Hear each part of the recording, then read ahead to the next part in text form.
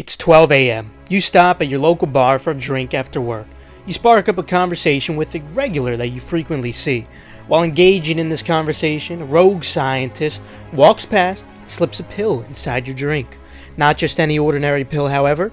Being engaged in the conversation, you don't notice this and thus continue to finish your drink. You black out. You wake up being dragged into a jail cell. What just happened? When you meet with your lawyer, he explains to you that you're being convicted of second-degree murder. How is this possible, though? I don't remember doing any of this. Something in that pill that was slipped in your drink must have influenced the activity in your brain. The mad scientist responsible to this sees the news and feels obliged to turn himself in and testify. The mad scientist explains what he did to you, explaining that your actions were completely out of your own control. Nonetheless, an innocent victim's life has still been taken. Let me ask you a question, and you could share your notions down in the comment section below. Do you believe the individual who was poisoned should face repercussions? Now, let me give you another question that you could also answer in the comments below. If this pill had a permanent effect that caused him to act in the same way for the rest of his entire life every single night, should he still face repercussions? In other words, should he be locked up?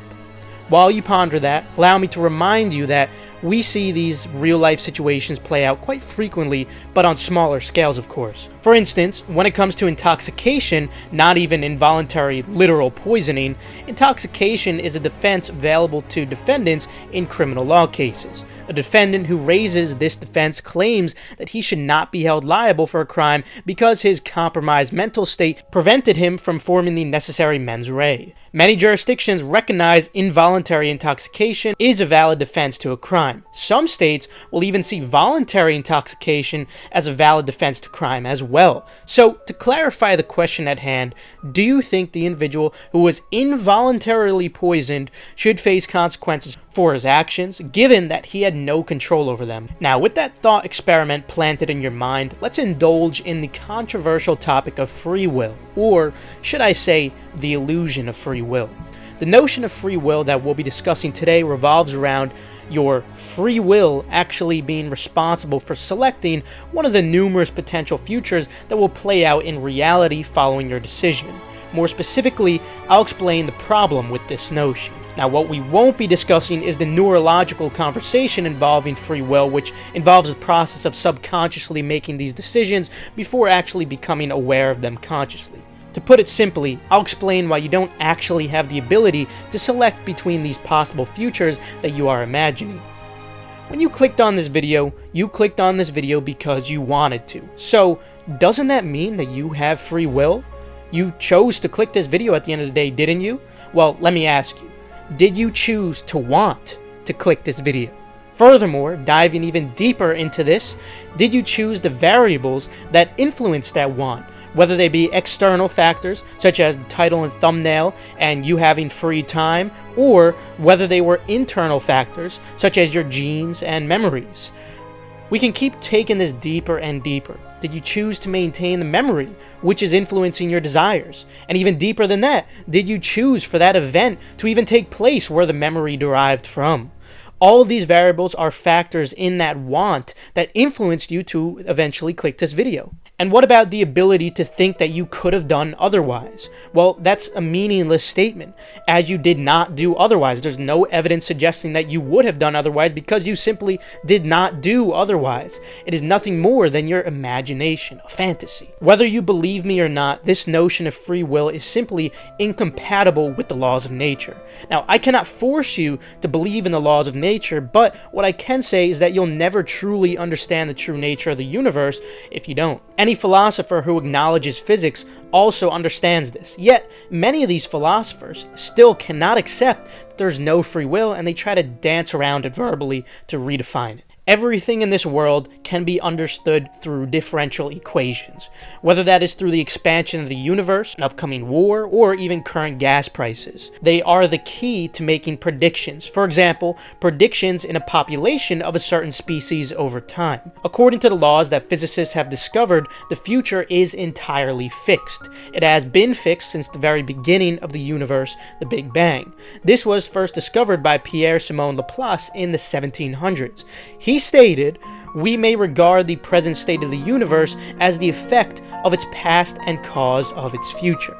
An intellect which at any given moment knew all the forces that animate nature and the mutual positions of the beings that compose it, if this intellect were vast enough to submit the data to analysis, could condense into a single formula the movement of the greatest bodies of the universe and that of the lightest atom, for such an intellect, nothing could be uncertain, and the future, just like the past, would be present before its eyes."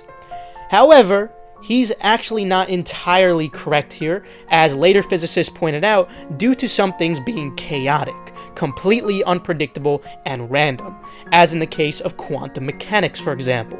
But just because it is impossible to predict quantum mechanics does not mean that the future is still not determined. It is still determined. It's just that it would be impossible to predict this due to chaos, despite what Laplace proposed. So no, there is no free will in quantum mechanics either. That's absurd. It's just that nothing influences their behavior. It's completely random. Hence, even if you do believe in spooky action at a distance, free will still does not make any sense. There is a lot more to discuss here involving superdeterminism, but we'll save that for another video. Make sure to subscribe and enable post notifications in the meantime. When you're making a decision, your brain is simply performing a calculation. This notion of free will derives from the fact that we are aware that we are thinking, in addition to not being able to predict the outcome of this calculation. Now, out of spite, if I predict that you will leave a thumbs up on this video, you may actually leave a thumbs down to prove that you have free will. However, this is simply due to the fact that the system at hand is being interfered with. The fact that I attempted to predict your behavior is simply another variable added into the equation of what your decision will be.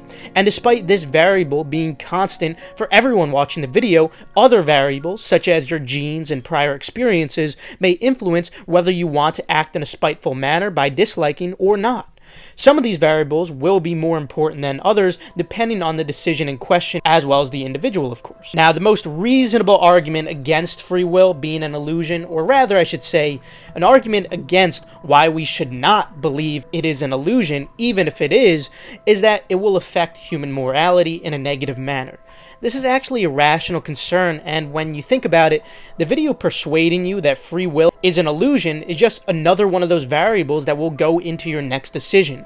For most of you, this video will have little to no effect, and you'll probably forget about it in a couple of days maximum.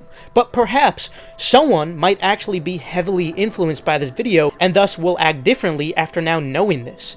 It gives you the impression that nothing you do matters. It's all determined anyway. But allow me to convince you that you could actually benefit yourself with this knowledge. With this knowledge, you can now play the game knowing the rules. For you, that might mean perhaps you're going to be more productive now. This video could have a positive influence on you. Regardless, the impression that nothing you do matters really isn't true at all. The judicial system is not going to let you slide if you try to argue that your decision to murder was predetermined by a combination of your genes, environment, memories, etc. You're still going to prison, not because you had free will, but because you are the embodiment of the problem. And thus, putting you in prison will resolve the problem. Now, it might not always be the case that you're going to be put in prison forever, where prison might actually lead to retribution.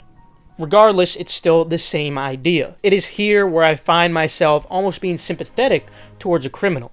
Not because I forgive what they have done. Of course, some of their actions are absolutely despicable, but rather because they did not choose all the prior variables that led up to the crime, such as their genetic makeup and the environment. Nonetheless, I still agree that these such criminals should be locked up for the benefit of society. I find myself feeling very sympathetic to homeless people, for instance, that I see every day. Some people are homeless primarily due to the environment that they were raised in, others primarily due to the genes, which have a higher quantifiable propensity for addiction, for instance, and all being a combination of both. On the flip side of this, I also find it really hard to give myself or anyone else credit for anything that we've achieved in life, whether that is financially for myself or even how I learned to backflip. I did not choose my genes or the environment I grew up in. Just like that individual from the start of this video did not choose to be poisoned by the mad scientist. Should that individual still go to prison and face consequences? For me, I say no. On the other hand, If the drug had some sort of a permanent effect on him that caused him to act in the same way every single night, then I'd have to say yes.